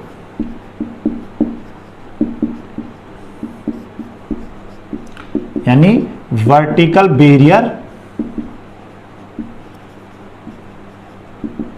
वाटरफॉल। क्यों? क्योंकि इसमें वर्टिकली बैरियर उत्पन्न हो रहा है। जैसे डाइक से बनेगा तो इसे क्या बोलेंगे? Vertical barrier waterfall. दूसरे जो ये वाटरफॉल होते हैं ये परमानेंट वाटरफॉल होते हैं, यानी ये बहुत अधिक समय तक बने रहते हैं, बहुत अधिक समय तक दिखाई देते हैं। क्यों? क्योंकि इनमें जलप्रपात पीछे हटने की क्रिया नहीं होती है। जलप्रपातों के पीछे हटने की क्रिया नहीं होती, क्योंकि इसमें तो क्या था? क्लिफ बन रहा था, वो क्लिफ टूट जा रहा था। इसमें जो क्लिफ बनता नहीं और क्लिफ नहीं बनता तो टूटती नहीं है, ये ज़्यादा समय तक खड़ी रहती हैं। बाद में जब नदी कालांतर में क्या करेगी? बहुत ज़्यादा अपर्दन करेगी और उसकी वजह से जब डिग्रेडेड हो जाएगी तब जा करके ये झरने कम होते हैं, हाइट कम होती है और ये विलुप्त होते हैं। यानी ये इन्हें परमानेंट वाटरफॉल बनते हैं। तो परमानेंट वाटरफॉल कब बनेंगे? जब जो चट्टानों की परतें हैं वो लंबवत रूप से अवस्थित हो, और जब क्षैतिज रूप से अवस्थित होंगी तो जो वाटरफॉल है वो कंटिन्यू रिसेशन करेंगे और वो विलुप्त हो जाएंगे। दो कंडीशंस हमने पढ़ ली। हम छत्रक शैल प्रपात पढ़ रहे हैं सामान्य में। ठीक है, सामान्य प्रपात का पहला पार्ट पढ़ रहे हैं, छत्रक शैल प्रपात। अब तीसरी स्थिति भी उत्पन्न हो सकती है जब हमें ऐसे प्रपात दिखाई दें। तीसरी स्थिति क्या हो सकती है? तीसरी स्थिति ये होगी कि मान लीजिए ये चट्टान है। ठीक है, ये चट्टान जो है वो अपने ढाल से क्या हो? ढाल जो उद्गम है उसकी ओर झुकी हुई हो। ठीक है, तो जो धरातल की चट्टानें जो हैं उनके जो स्तर हैं वो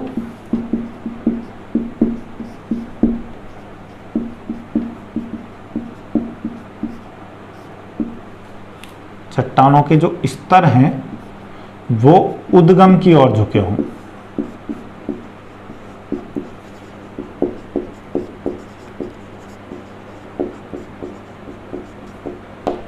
ठीक है, उद्गम की ओर भी झुके हो सकते हैं। तो जो रॉक बेड्स हैं उन ओर किधर डिप कर रहे हैं? रॉक बेड्स डिप कर रहे हैं इसके अपस्ट्रीम एरिया में। ठीक है, ऊपर की ओर। ठीक है, अब देखिए मान लीजिए ये कठोर चट्टान है, ये कोमल चट्टान है और ये भी कोमल यानी मृदु चट्टान है। अब जब नदी यहाँ से प्रवाहित हो रही है, ठीक है, तो जब प्रवाहित होगी तो इसके बीच में जब एक कठोर चट्टान आ जाएगी तो ये मृदु चट्टानें तो क्या होंगी? अपर्दित ज़्यादा होंगी। और ये जो कठोर चट्टान है ये क्या करेगी? बीच में एक अवरोध का काम करेगी।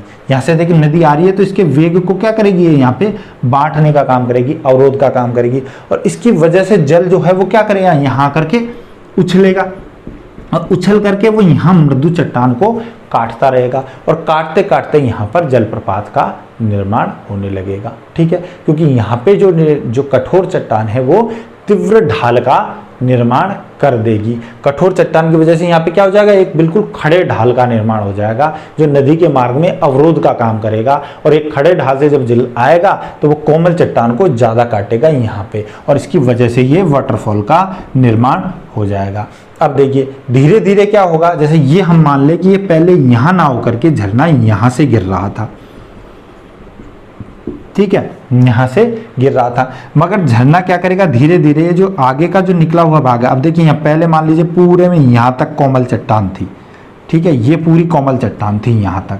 अब ये कोमल चट्टान धीरे धीरे कटती कटती कटती क्या हो गया, यहां तक आ गई, नदी की घाटी गहरी हो गई। अब ये बीच में ये पूरा का पूरा क्या था, ये पूरा कठोर चट्टान बीच में खड़ी रह गई, जैसे क्लिफ रह गया था वैसे ये बीच में खड़ी रह गई। इससे ऊपर और नीचे दोनों तरफ कोमल चट्टानें कट गई और बीच में ये कैसे रह गई है, मान लीजिए ये कोमल चट्टान थी तो ये ऐसे रह गई है यहाँ पे, और यहाँ से इतनी रह गई है और इतनी कोमल चट्टान रह गई है, और ये पूरी जो रह गई है ये कैसी रह गई है, कठोर चट्टान। तो अब ये कठोर चट्टान पे क्या होगा, जल का दाब लगेगा और इसका भी अपर्दन होने लगेगा और ये चट्टानी भाग यहाँ से टूट जाएगा, और इसके टूटने से झरना जो यहाँ से बह रहा था वो अब यहाँ से बहने लगेगा। इसमें देखिए जो झरना पहले यहाँ से बह रहा था, जो जलप्रपात यहाँ से निकल रहा था, वो जलप्रपात अब यहाँ से ना निकल के और इसके टूट के अलग हो जाने से जलप्रपात यहाँ से बहने लगेगा।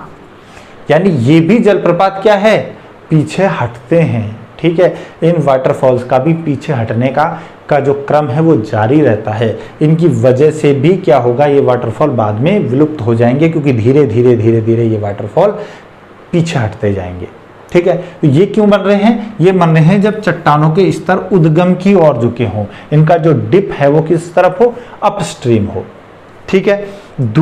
तीसरा ये हो गया। चौथा हम देखते हैं कि चौथा हमें जो कैपरॉक वाटरफॉल मिल रहे हैं वो क्यों मिलते हैं। कैपरॉक वाटरफॉल इसलिए मिलते हैं जब चट्टानों के स्तर जो हैं वो मुहाने की ओर झुके हुए हों, ठीक है, मुहाने की ओर झुके हुए। अब मुहाने की तरफ झुके हुए हैं, जैसे हम लें ये हमारी क्या है, कठोर चट्टान है, ठीक है। इस कठोर चट्टान की वजह से क्या हो रहा है, ये पूरी क्या है, कठोर चट्टान है। अब जब जल यहाँ से ऊपर से आ रहा है तो ये कैसी है, सॉफ्ट रॉक है, और नीचे भी कैसी है, सॉफ्ट है, मृदु चट्टान है। जब ऊपर से जल आ रहा है तो इस कठोर चट्टान का जो ढाल है वो किसके साथ साथ है, नदी के ढाल के साथ साथ ही है, यानी मुहाने की तरफ ढाल है। तो इसकी वजह से क्या होगा कि जो कठोर चट्टान है ये अवरोध, बड़ा एक अवरोध उत्पन्न नहीं कर पाएगी नदी के रास्ते में, नदी के रास्ते में ये अवरोध उत्पन्न नहीं कर पाएगी। ये तो क्या था, बीच में यूं खड़ी हो जा रही थी तो नदी आ रही थी, अवरोध, ये ऐसे है, जब ऐसे है तो ये क्या होगी, इसके साथ साथ ही प्रवाहित हो रही है। तो इसकी वजह से क्या है कि यहाँ पे अवरोध उत्पन्न नहीं होता, एक तीव्र या खड़े ढाल का निर्माण नहीं होता। इस वजह से यहाँ पे सिर्फ छिप्रिकाएं यानी रैपिड्स ही बन पाती हैं, ठीक है। यहाँ सिर्फ रैपिड्स का निर्माण होता है, बड़े ज़्यादा झरनों का निर्माण नहीं हो पाता है, ठीक है। तो ये बन रहा है कठोर चट्टान की वजह से ही बन रहा है, इसलिए इसको कैप रॉक वाटरफॉल कहेंगे। यानी कैप रॉक वाटरफॉल के निर्माण में आप इन चारों से क्या समझ रहे हैं कि कैप रॉक वाटरफॉल के निर्माण में, जो कि सामान्य नॉर्मल टाइप का वाटरफॉल है, उसमें कैप रॉक कठोर चट्टान का बहुत ज़्यादा योगदान है। और यहाँ इन सब चारों में ही आप देखोगे, चारों कंडीशंस में ही डिफरेंशियल इरोजन हो रहा है। कठोर चट्टान जिसे कैप रॉक, जिसे पृथ्वी चट्टान कह रहे हैं, जिसे छत्रक शैल कह रहे हैं, वो अपर्दन में अवरोध का काम करेगी, और जो डिफरेंशियल इरोजन होगा उसकी वजह से कोमल चट्टानें ज़्यादा कटेंगी और इस वजह से जलप्रपात का निर्माण होता है, ठीक है। तो ये हमारा पहला टाइप हो गया छत्रक शैल प्रपात, जो किसका टाइप था, पहला नॉर्मल वाटरफॉल का, ठीक है। इसके बाद देखिए, इसके बाद हम देखते हैं कि सोपानी प्रपात जो है हमारे स्टेप वाटरफॉल हैं वो कैसे बनते हैं। सोपानी प्रपात की बात करें तो सोपानी प्रपात कब बनेंगे, मान लीजिए नदी के रास्ते में जो धरातल आ रहा है उस धरातल पे चट्टानें जो है वो अलग अलग संरचना की हैं, कोई कोमल है, कोई कठोर है, और ये क्या हो रही है, सोपान के रूप में अवस्थित है, ठीक है, पहले से ही स्टेप्स के रूप में है। ये देखिए, ये ऐसे पहले से ही स्टेप्स के रूप में है। तो जो जल आएगा वो क्या करेगा, जल कंटिन्यू जो है वो क्या करेगा, एक झरनों की पूरी एक श्रृंखला का निर्माण करता हुआ आएगा। एक पूरी सीरीज में झरने बनेंगे, एक के बाद एक, एक के बाद एक। यहाँ से पहला झरना बन गया, यहाँ आया दूसरा झरना बन गया, यहाँ से फिर नीचे गिरेगा तीसरा झरना बन जाएगा। तो झरनों की एक श्रृंखला बनती है जिसको बोलते हैं कास्केड। क्या बोलते हैं, कास्केड बोलते हैं इन झरनों की श्रृंखला को, और इस तरह के झरनों को सोपानी प्रपात कहते हैं, ठीक है। अब इसका एक एग्जाम्पल देखिए तो जो रीवा पठार है जो मध्य जो है हमारा, उसमें रीवा पठार जो है वहाँ पर हमें इस प्रकार के जलप्रपात देखने को मिलते हैं। ठीक है, रीवा पठार मध्य प्रदेश में जो है यहाँ पे हमें कास्केड और सोपानी प्रपात देखने को मिलते हैं। अब ये जो ऐसे जो जलप्रपात होते हैं ना, जो सोपानी जलप्रपात होते हैं, इनकी बहुत ज़्यादा हाइट होती नहीं है। ऐसा नहीं होता है कि एक 30 फीट का यहाँ गिर रहा है या 70 फीट का गिर रहा है, दूसरा 70 फीट का यहाँ गिर रहा है, ऐसा नहीं होता है। ये बहुत कम हाइट के होते हैं। क्यों? क्योंकि इनका निर्माण कोई डिफरेंशियल इरोजन से नहीं हो रहा है। इनका निर्माण चट्टानों की संरचना ही ऐसी है कि वो सोपानाकार रूप से अवस्थित है। वो चट्टानें एक ऊपर है, दूसरी नीचे है, तीसरी नीचे है, तो कंटिन्यू इनका जो ढाल है ना वो नीचे की ओर बनता जा रहा है। इस वजह से जलप्रपात बनने इन्हें सोपानी प्रपात कहते हैं। दूसरा टाइप हो गया। तीसरा हम बात करते हैं पठारी प्रपात की। तो देखिए पठारी प्रपात जो है वो तो बहुत सिंपल सी बात है कि जब कोई नदी पठार के ऊपर से बह रही है और फिर पठार से जब वो नीचे उतरेगी तो पठार क्या होते हैं? पठार वो होते हैं जो धरातल से सीधे ऊपर उठे हुए हैं और जिनका ऊपरी भाग समतल है। समतल है तो नदी बह रही है ऊपर से, और वो जब ऊपर से जब नीचे उतरेगी पठारों से, जब वो लोअर लैंड में जब आएगी, लो लैंड एरिया में आएगी, तो नीचे भागों में आने पर ऊपर से जब नीचे गिरेगी तो झरने का निर्माण करेगी। समवट हम देखें, जैसे कुछ मान लीजिए हम ये मान लें कि ऐसे कुछ पठार बन रहा है, ठीक है, ये पठारी भाग है, और इससे जब ये जब लॉलैंड जो एरिया है इसमें जब नदी आएगी, ठीक है, तो वो नदी क्या करेगी? नदी यहाँ से बहती हुई आकर के यहाँ नीचे गिरेगी। ठीक है, तो इससे भी झरने का निर्माण होता है। और ये हमें बड़े जो पठारी एरिया हैं जैसे उनमें हमें ये देखने को मिल जाती हैं कि जब पठार से नीचे उतरती है नदी तो झरने का निर्माण करती है, जिसे क्या बोलते हैं? पठारी प्रपात होते हैं। तो सामान्य प्रपात के 3 प्रकार हो गए। पठार से नीचे उतरने वाली पठारी प्रपात, संरचना कुछ ऐसी हो कि चट्टानें एक के बाद एक नीचे पाई जाए तो सोपानी प्रपात। बाकी हमने ये 4 प्रपात देख लिए हैं कि किस तरीके से 4 तरीकों से हमें छत्रक शैल प्रपात मिलता है। इसके बाद हम बात करते हैं इसी में गौण वाटरफॉल्स की। ठीक है, कि गौण वाटर जो जलप्रपात हैं, माइनर वाटरफॉल्स हैं, वो कैसे होते हैं? देखिए माइनर वाटरफॉल्स के निर्माण के लिए कुछ ऐसी सिचुएशंस होती हैं जिनमें हमें जलप्रपात दिखाई देते हैं। जैसे पहली स्थिति ऐसी हो कि मान लीजिए कि कोई नदी है, उसकी जो मुख्य जो नदी है उसने तो अपर्दन करके अपनी घाटी को कर दिया गहरा। जैसे ये नदी है, ये मुख्य नदी ने तो क्या कर दिया? अपनी घाटी को कर दिया गहरा। और जो इसकी सहायक नदी है उसमें वॉल्यूम जो वाटर का है वो ज़्यादा नहीं है, वेग भी ज़्यादा नहीं है, तो वो अपनी घाटी को ज़्यादा गहरा नहीं कर पाई है। तो जब ये नदी जो सहायक नदी है ये मुख्य नदी में गिरेगी, जब मिलेगी इसमें, तो ये ऊंचाई से नीचे गिरती है, इसे लटकती घाटी वाला प्रपात कहते हैं। पहली कंडीशन। गौण प्रपात में कौन सा? लटकती घाटी का प्रपात। लटकती घाटी का प्रपात क्यों है? क्योंकि देखिए इस नदी ने तो क्या कर दिया? इसको कम गहरा रखा। ये वाली घाटी जो क्या है? ये तो है सहायक नदी। तो सहायक नदी की घाटी जो है इसने तो क्या किया है? इसने तो इसकी जो घाटी है उसकी गर्तन की क्रिया हुई है, कम गहराई कम हुई। जबकि ये क्या है? मुख्य नदी है, और इस मुख्य नदी की क्या हो गई? घाटी हो गई गहरी। ये कौन सी है? मुख्य नदी है, और मुख्य नदी ने अपनी घाटी को गहरा कर दिया। तो जो अब देखिए जो सहायक नदी की घाटी वो तो ऊपर रह गई और मुख्य नदी की घाटी हो गई नीचे। तो जो ऊपर से नीचे क्या करेगा? जलप्रपात का निर्माण करेगा। इसे लटकती घाटी कहते हैं। दूसरा जलप्रपात बन सकता है कि धरातल में उत्थान से भी और भ्रंशन से भी या अवतरण से भी। कैसे? मान लीजिए ये भाग जो है वो इस भाग से ऊपर उठ गया है। जब नदी उठे जिस भाग से आ रही है, उद्गम की ओर वाला भाग है, उसका हो गया है उत्थान। जब उद्गम की ओर वाले भाग का जब उत्थान हो गया है तो जो मुहाने की तरफ वाला भाग है वो क्या है? नीचा है। तो जब नदी उत्थान वाले भाग में चल रही है, वो जब नीचे वाले भाग पे आएगी तो क्या करेगी? जलप्रपात का निर्माण करेगी। इस प्रकार भी हो सकता है। दूसरा मान लीजिए भ्रंशन हो जाए, ठीक है, भ्रंशन की क्रिया हो जाए। तो भ्रंशन की क्रिया में क्या होगा? ये भाग मान लीजिए ऊपर उठा है तो ये भाग नीचे धंस गया, ठीक है। अब नदी जब इधर से आ रही है तो भ्रंशित भाग में क्या बनेगी? ये जो भ्रंश कगार है, इस भ्रंश कगार के साथ, ठीक है, फॉल्ट स्कार्प जो होता है भ्रंश कगार के साथ नीचे ढाल के साथ प्रवाहित होगी, ठीक है। भ्रंश कगार क्या होता है? ये भ्रंश कगार है, इस भ्रंश कगार के साथ क्या होगा, नदी ऊपर से नीचे गिरेगी और इसकी वजह से भ्रंशन या उत्थान की वजह से भी हमें जलप्रपात देखने को मिलते हैं। ठीक है, नदी के रास्ते में या तो भ्रंशन हो जाए या उत्थान हो जाए, तो उससे जो जलप्रपात ऊपर से नीचे जब नदी गिरेगी तो उससे जलप्रपात का निर्माण होता है। इसके अलावा हमें मिलता है निक पॉइंट जलप्रपात। निक पॉइंट वाटरफॉल भी देखने को मिलते हैं। निक पॉइंट वाटरफॉल क्या होते हैं, जब नदी में नवोन्मेषण होता है, ठीक है, नदी में जब नवोन्मेषण होता है कि आधार तल जो है वो नीचा हो गया है और नदी का बीच में या उत्थान हो गया है स्थल भाग में, तो नवोन्मेषण के कारण क्या होगा कि नदी की, मान लीजिए पहले घाटी ये थी, ठीक है, नदी पहले इस घाटी से आ रही थी, अब मान लीजिए उत्थान हो गया है बीच में, तो उत्थान के बाद नदी अपनी घाटी को क्या करेगी, और ज़्यादा गहरा करने का काम करेगी। ठीक है, और इससे जो ये पॉइंट बनेगा जिससे जहां पे आके ढाल में परिवर्तन हुआ है, जिसे नवोन्मेषण का बिंदु भी कहते हैं, इसे कहते हैं निक पॉइंट या नवोन्मेषण का बिंदु। यहाँ ढाल में अचानक परिवर्तन आएगा, तो एक घाटी तो रह गई है ऊपर और एक घाटी रह गई है नीचे, तो ये हो गई है कुछ ऐसे।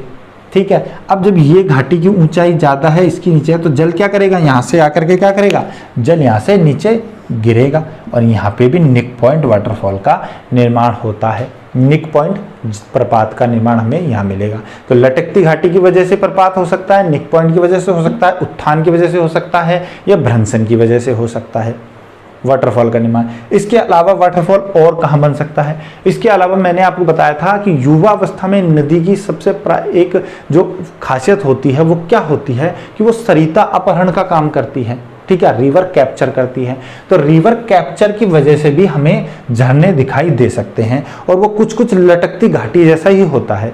क्यों होता है, मान लीजिए कि ये कोई नदी थी, ये नदी प्रवाहित हो रही है, ठीक है, और ये नदी प्रवाहित हो रही है, ठीक है, और इसकी जो घाटी है, इसकी घाटी है ये इतनी गहरी है, ठीक है, और एक दूसरी नदी जो यहां से प्रवाहित हो रही थी, इस नदी ने क्या किया, अपना हेडवर्ड इरोजन किया, शीर्षवर्ती अपरदन करते हुए यह धीरे धीरे धीरे बढ़ते बढ़ते इधर बढ़ती गई और बढ़ते बढ़ते इसने दूसरी जो नदी थी इस नदी के से क्या हो गई, मिल गई, और मिलने के बाद इसने क्या किया, इस नदी ने बहुत ज़्यादा गहराई तक इरोजन किया। ठीक है, बहुत ज़्यादा गहराई तक इरोजन किया। अब जब इरोजन किया तो इसका सारा जल जो ये नदी यहाँ बह रही थी, ये सारा जल कहाँ आ गया, यहाँ आ गया, तो इसे क्या कहा, रिवर कैप्चर। ये कौन सी नदी हो गई, ये तो अपहृत नदी हो गई, जिसका अपहरण हुआ है, जिसे कैप्चर किया गया है, और ये वो नदी है जिसने कैप्चर किया है, यानी ये अपहरणकर्ता नदी है। तो अपहरणकर्ता नदी जो है उसका अगर मान लीजिए घाटी जो है उसको बहुत ज़्यादा गहरी हो, यानी उसकी घाटी गर्तन की क्रिया ज़्यादा, और ऐसा होता भी है कि ये वाली घाटी जब गहरी होगी तभी तो इसका जल इसमें आएगा, यानी ये ज़्यादा अपर्दन करती है, इसलिए शीर्षवर्ती अपर्दन करते हुए यहाँ जा रही है, लंबवत अपर्दन भी ज़्यादा करती है, तो इसका जल जब इसमें आएगा तो ये कुछ कुछ ऐसे लटकती घाटी की तरह ही ऊपर से नीचे गिरता है। यानी इसको मान लीजिए हम ऐसी नदी माने जो अपहरण हुआ है जिसका, और ये मुख्य नदी जिसे हम कह रहे थे इसे मान लीजिए ये अपहरणकर्ता नदी है। तो अपहृत नदी जो कैप्चर्ड रिवर है वो कैप्चरिंग रिवर में जब गिरेगी तब भी हमें जलप्रपात का निर्माण होता हुआ दिखाई देगा। ठीक है, ये यहाँ से जब गिरेगी तो ये बहुत तीव्र ढाल के साथ यहाँ पे गिरेगी। ठीक है, और ये आगे की जो नदी का जो आगे का भाग है, ये इसमें जल की मात्रा में कमी हो जाएगी क्योंकि इसने पूरा सदिता का अपहरण कर लिया, पूरा जल जो इस नदी ने कैप्चर कर लिया है। तो इस प्रकार के जलप्रपात भी हमें देखने को मिलते हैं। ये थे हमारे गौण जलप्रपात की। गौण जलप्रपात जो माइनर वाटरफॉल है वो किन किन कंडीशन में हमें देखने को मिलते हैं। अब देखिए इसी में अगली एक स्ट्रक्चर है जो जलप्रपात से ही संबंधित है। ठीक है, इसे बोलते हैं हम जलगर्तिका। जलगर्तिका यानी पॉट हॉल्स। ठीक है, और ऐसे ही दूसरे बनते हैं अवनमन कुंड।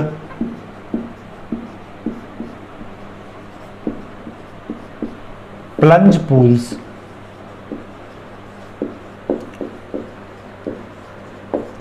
ठीक है, जलगर्तिका और अवनमन कुंड ये कहां कहां बनते हैं, देखिए दो जगह हमें देखने को मिलते हैं।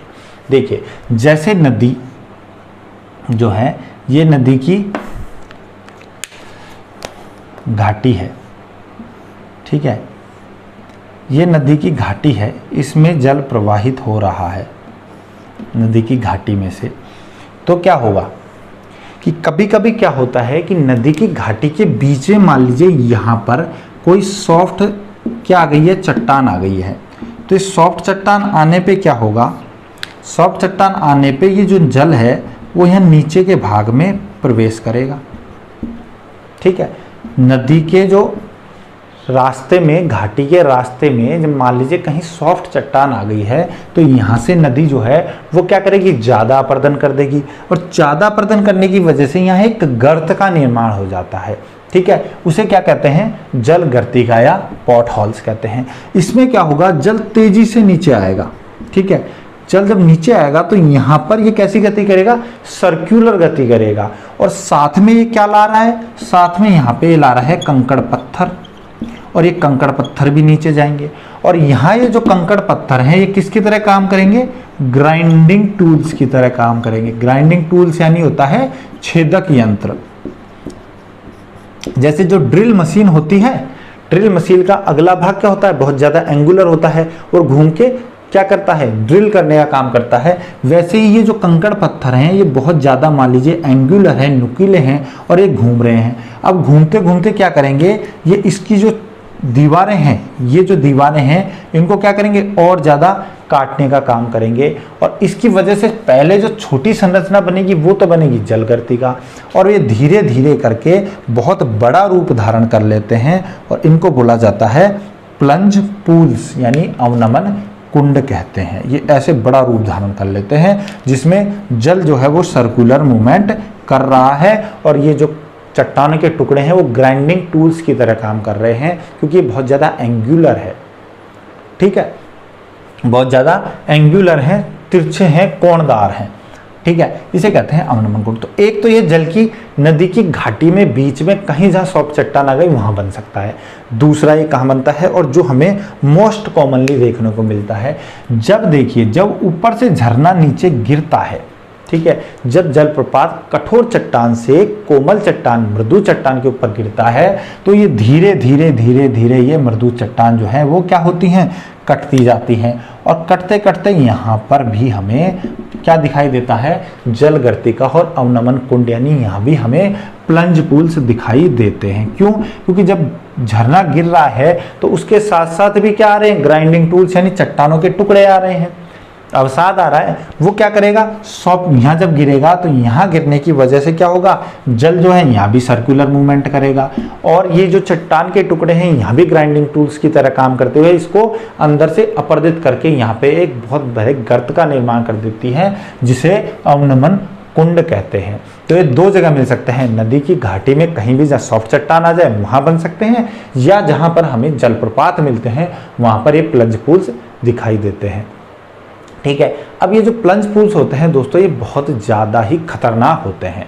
क्यों होते हैं, मान लीजिए कि जैसे कोई नदी की धारा के साथ बह रहा है, ठीक है, कोई इंसान यहाँ से नदी की धारा के साथ बहते हुए आ रहा है और वो बीच में कहीं पर आ जाए, प्लंज पूल आ जाए, अवनमन कुंड आ जाए, तो ये अवनमन कुंड कई फीट गहरे, कई मीटर गहरे होते हैं। तो इंसान जो है वो क्या गिरेगा, सबसे एकदम से पानी के साथ साथ इस प्लंज पूल में जाएगा, और इसमें जाने के बाद ऊपर अवसाद का भार बहुत ज़्यादा है, सर्कुलर मूवमेंट हो रही है, ठीक है, कंकड़ पत्थर है, तो यहाँ पर दम घुटने से इंसान की मौत तक हो जाती है, ठीक है। इसलिए ये यहाँ पर बनो चाहे यहाँ पर बनो, ये प्लंज पूल्स जो हैं वो बहुत ज़्यादा खतरनाक होते हैं, क्योंकि एक बार आदमी अंदर जाता है तो जल्दी से ऊपर आ नहीं पाता है, क्योंकि जल यहीं पे सर्कुलर मूवमेंट कर रहा होता है का, इस वजह से यहाँ पर ये क्या है, जानलेवा होते हैं, बहुत खतरनाक होते हैं ये अवनमन कुंड, ठीक है दोस्तों।